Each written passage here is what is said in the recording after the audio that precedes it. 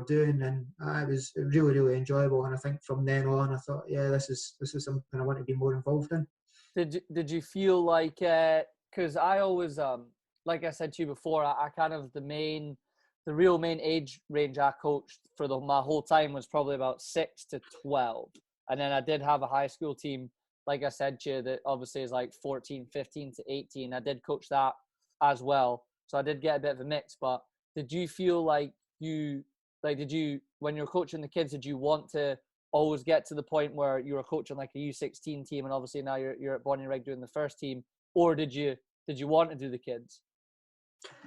Do you know what? I don't think I ever went in with any ideas of who I wanted to work. I don't think I've seen it as, right, I'll go and work with the under 10s and then hopefully then under 12s and 14s and just work my way up. I just enjoyed the coaching. I loved going on a pitch and just working with a group of players, whether that be kids or adults, and coming up with sessions that hopefully they enjoyed. And I just kind of felt like, right, well, see where that takes me. And I think because you tend to start off working with the youngest kids, it teaches you that valuable thing about being enthusiastic. I think sometimes being Scottish, we can come across quite dour and very sarcastic at times. When definitely, if you go in with young kids, they don't understand sarcasm, and I probably learned this harsh lesson when I was in America of how we speak as well, and how important your communication is, and that they understand you. So all these little things I was probably learning as you go, and you're not thinking, oh, well, where will this get me in 5 years? I just used to try and just develop. And I think working with kids is a great way of making mistakes as a coach that probably doesn't have too big an impact. You can go and learn things, you can see things that work, things that don't work, and you go, right, okay, I'll change that for next time. So I think even now I still coach kids of primary age and some of the development groups that we have. And I love it. I just love the enthusiasm that they come in with at that age. When they start going into the youth ages, the kids change. Their personalities and their moods can be completely different. So it's how you can then engage with those kids who maybe sometimes are coming to sessions and not that motivated. So it keeps you on your toes. And then I think where I'm at now with Bonnyrigg, I think I always thought, right, I missed from playing days of the buzz of a Saturday and playing for something, playing for points, playing for cups, and that's where you get that feeling again of when you played, of what 3 points or a win on a Saturday might mean. So that's probably where I thought I would like to get back and involved in the adults game, and just for myself to be able to learn and know how to work with adults, how to communicate with them, and how to deliver sessions that they're going to get something from and enjoy.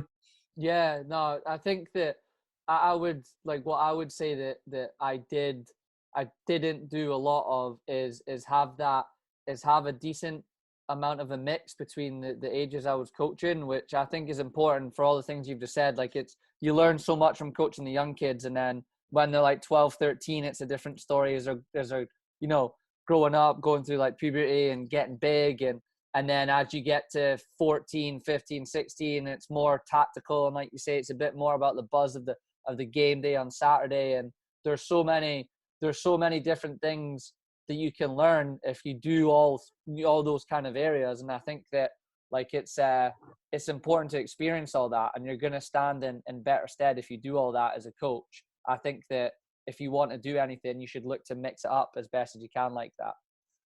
I think as well as if you see those different ages, you get an appreciation of a journey that a player goes on. So some kids will start later than others, so it might seem like they're behind, but others will grow quicker, they become more physical, and that gives them a massive advantage. So those kids that are maybe smaller are dealing with that physical challenge all the time. So like that develops a bit of character and resilience in them, where they're constantly at a disadvantage, and how does that build them mentally to deal with football as they get older. And I think then once you arrive at an adult and you see that player who's I wouldn't say always complete, but you've got an understanding of the journey that they've been on, and where you can hopefully help them and Yeah. support them where they need it.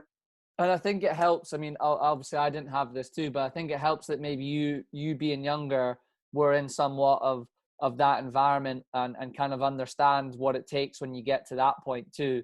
Obviously, that's something I don't understand as a player. I get it from a from a coaching point of view and a competition point of view. I understand it, but I wasn't in that area as a player, so I wouldn't be able to give as much advice as maybe someone like you could, that's played at a higher level, that's done that. And I think that that's also another, bow to your string, so to speak, is you played at that level. So you can give that experience to the kids, which is huge, because it's constantly an uphill battle for them, right? Like you get to this point, and then there's another ladder you have to climb to get to here. And then it's there's a lot that goes into it. Like, you don't just rock up to a pro club and that's it, you're good. You need to continue to keep working hard every single day and go through the ups and downs and be able to navigate yourself through it as best as you can. Yeah, I was fortunate enough. I've coached within a few different youth academies with Livingston, Hibs, and even Right. Hearts for a short spell. And there's probably countless examples of kids who come through the academy system, and they've got fantastic attitudes. Their commitment to applying themselves every day is terrific, and it's quite sad, because when you see them get to that older age and it's getting close to can they make the breakthrough or not, and they don't, and you think they have done everything. They've done absolutely everything they possibly could to try and get them to the top level, but it's still such a difficult thing to break through into as a first team and establish themselves there.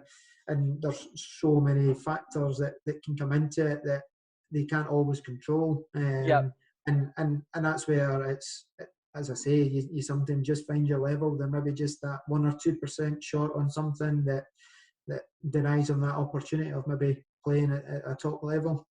Do you think, I spoke a little bit about this with like Mike and the guys at Gullen, do you think that, I mean, I think this is a vital age in any country in the world, but because of what our culture is like, right? Like growing up, when you hit 14, 15, you're out at the park with your mates, maybe doing some things you shouldn't be doing, right? And I think a lot of people get lured into that. I've certainly seen friends of mine that get lured into it, that were with us at the park on a Friday night, and they're playing for, whoever they're, Livingston or whoever it is. And you're like, in my head, I'm thinking to all these guys, like, I wouldn't be doing that, but it's easy to say if I'm not in that situation. But I think we lose a lot of people there because of the fear of missing out with your friends and all that goes along with it. And it must be extremely difficult, because when you're at that age, you don't want to miss out.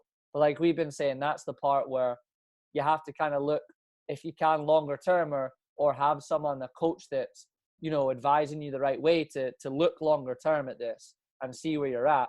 Do you think that that's like a big age where we lose a lot of kids in that kind of area?